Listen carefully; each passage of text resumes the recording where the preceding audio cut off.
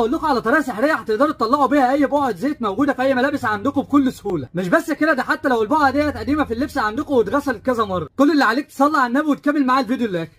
ده قميص من عندي حطيت عليه بقعه زيت عند علامه مميزه كده عند الصدر عشان نبقوا عارفين مكانها، وهبل حواليها اهوت وهحاول انشفها عشان تكونوا مقتنعين ان دي فعلا بقعه زيت. بعد ما نشفنا الميه وبقعه الزيت فضلت زي ما هي، هنجيب بقى كوبايه هنحط ربعها ميه والربع التاني خل، وهنقلبهم في بعض كويس، وهنبدا ناخد منهم ونحط مكان بقعه الزيت. والميه بخل هتخلي اي بقعه زيت هتخرج من الملابس بكل سهوله. بعد كده هنجيب اي صابونه ايد احنا بنستخدمها او اي هاند ووش احنا بنغسل بيه ايدينا، هنضعف بيه القماش بالشكل ده كده ونبدا نفركه في فرشه السنان. بعد كده بنحط القطع في الغساله وبتتغسل عادي، وان شاء الله بالله البقعه طلعت. بس انا هنا هشطفها واحاول انشفها عشان نشوف فعلا البقعه طلعت ولا لا.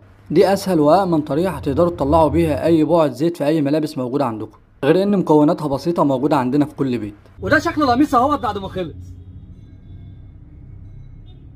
ما تنسانيش بقى بدعوه حلوه وتدوس على